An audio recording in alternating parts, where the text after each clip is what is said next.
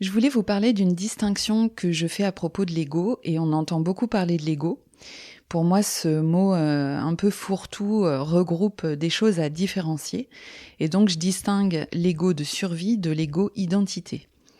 L'ego de survie, c'est tous les mécanismes inconscients qu'on met en place pour se protéger, et ces mécanismes très anciens que l'on a en commun avec les animaux, c'est fuir, combattre ou se figer. Ce sont nos réactions de base, instinctives, qui se déclenchent de façon automatique quand nous sommes face à quelque chose de dangereux ou que notre cerveau considère comme tel. Et là, je vous renvoie à l'épisode 6 du podcast sur la mémoire traumatique pour en savoir un peu plus à ce sujet-là. L'ego de survie se moque complètement qu'on soit heureux ou pas, c'est pas son job. En fait, sa seule mission, c'est de nous maintenir en vie. L'ego identité, pour moi, c'est plutôt ce qui concerne nos goûts, nos préférences, nos appétences, nos talents naturels, ce qui nous attire et ce qui nous repousse, ce qu'on aime, ce qu'on n'aime pas. Par exemple, j'aime apprendre, j'aime comprendre, j'aime la beauté, l'art, le silence, le jazz. Et je n'aime pas l'accordéon, je n'aime pas la viande, je n'aime pas les objets en plastique, les maisons en lotissement et les odeurs synthétiques. L'ego identité, pour moi, c'est l'interface de l'âme, c'est l'identité, le je, J-E, et c'est un outil pour vivre des expériences. Cette identité n'est pas statique, elle se modifie en fonction de ce qu'on vit, c'est un peu comme un costume qui va évoluer dans le temps en fonction de nos expériences.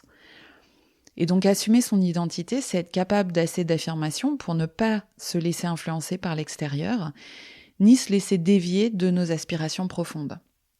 En ce sens, l'ego-identité est au service de la vie et non de la survie.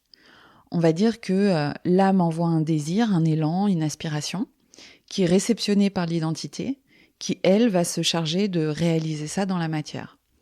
De la même façon que pour l'intuition et le mental, on a l'intuition qui va envoyer l'information « fais un bon plat » et le mental qui va réaliser la recette. Donc la plupart du temps, ce que j'entends, c'est qu'il faut travailler sur l'ego, qu'il faut le dézinguer, donc ce qui n'est pas du tout une bonne idée. Et quand les gens parlent de ça, souvent ils parlent de l'ego de survie, plus que de l'ego d'identité. Et je pense que cette distinction n'est pas assez explicitée.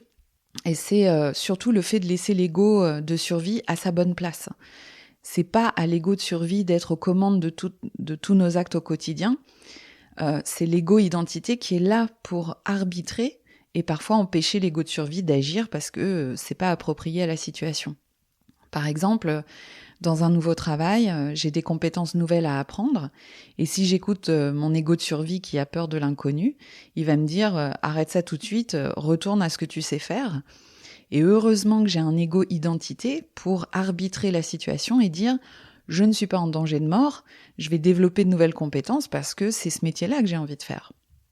Voilà, donc dites-moi en commentaire si c'est plus clair pour vous dit comme ça ou si vous aviez déjà conscience de cette distinction. Et puis, s'il y a des questions auxquelles vous souhaitez que je réponde, écrivez-moi. À bientôt!